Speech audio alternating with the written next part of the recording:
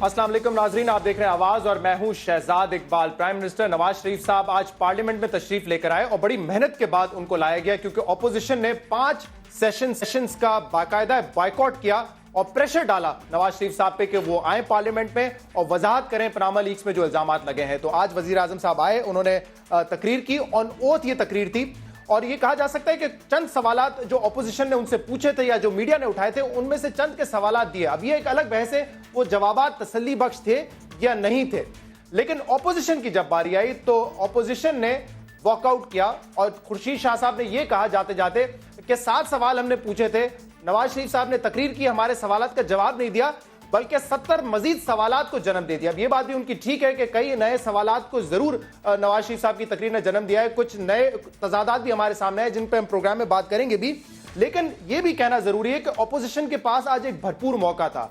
उन्हीं के pressure built up करने के बाद आज नवाज शरीफ साहब आए थे, तो जो भी बातें वो इतने दिन से मीडिया पे कर रहे थे, इमरान खान साहब कर रहे थे या फिर एतजाज अहसन साहब और पीपल्स पार्टी कर रहे थे, उनको आज पार्लियामेंट में क्यों नहीं उठाया गया, नवाज शरीफ साहब की मौजूदगी में क्यों नहीं उठाया गया। और ये शायद ऐसा मौका था जो फिर आने वाले वक्त में इस इशू पे कम से कम ना मिले। तो ये भी हम पूछेंगे क्योंकि ऑपोजिशन के हवाले से हुकूमत का ये मौकिफ है कि आज मैदान छोड़ के भाग गई है ऑपोजिशन, तो इस पर भी बात करेंगे। लेकिन जिन तजादात की मैं बात कर रहा हूं उनमें एक अहम तजाद है। हुसैन नवाज साहब ने अपने इंटरव्यू में एक तफसील से बताया था कि मनी ट्रेल क्या थी, किस तरीके से लंदन के अपार्टमेंट्स खरीदे गए, किस तरीके से जिद्दा की जो स्टील मिल थी उसको लगाया गया। तो मैं चाहूंगा कि ये हुसैन नवाज साहब की पहले आप बात सुन ले, उसके बाद आज ओथ नवाज शरीफ साहब ने क्या कहा है वो भी आपको सुनाएंगे। करीबी दोस्तों ने, गैर मुल्की दोस्तों ने हम लोगों को बगैर किसी शर्त के पैसे देने की कोशिश की, लेकिन हमने उसको कर्ज समझ के लिया।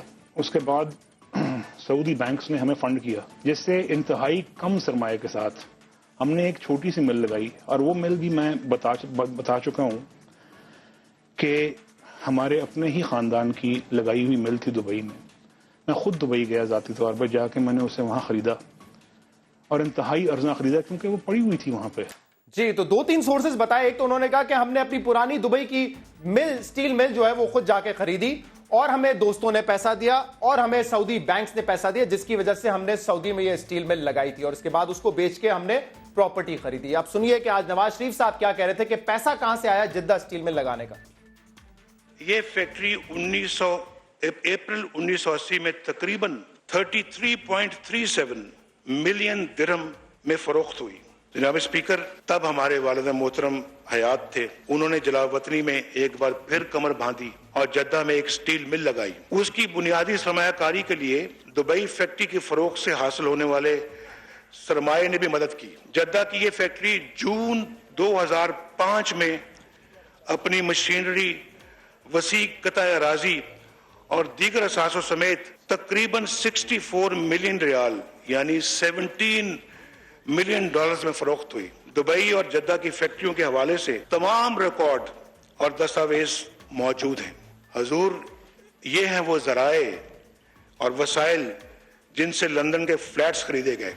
तो हुसैन साहब ने फरमाया था कि जिद्दा की स्टील मिल हमने कर्जा लेकर और हुकूमत बैंक से कर्जा लेकर और दोस्तों से पैसा लेकर लगाया था, लेकिन नवाज शरीफ साहब ने आज एक और सोर्स बताया कि हमने जो 1980 में दुबई में स्टील मिल बेची थी उसके 9 मिलियन डॉलर भी हमने इस्तेमाल किया। फर्क देखें, 1980 में वो बेची थी, उसके 9 मिलियन डॉलर मिले, उसको संभाल के रखा और उससे जाके 2001 में इन्होंने 21 साल बाद उन 9 मिलियन डॉलर को इस्तेमाल करके जिद्दा में स्टील मिल लगाई। एक बात ये और दूसरी बात ये कि 17 मिलियन डॉलर में ये स्टील मिल बेची थी जिद्दा की, 17 मिलियन डॉलर में बेचकर एक और स्टील मिल लगाई अपने हिस्से से, बाकियों का हिस्सा उनको दे दिया, अपने हिस्से से एक और स्टील मिल लगाई सऊदीया में और मजीद फ्लैट्स भी खरीदे गए। अब इसमें तजाद है और इसकी मजीद तफसीलात उन्होंने कहा था हमारे पास हैं जो हम जरूर देंगे, तो हम उसके मुंतज़िर हैं।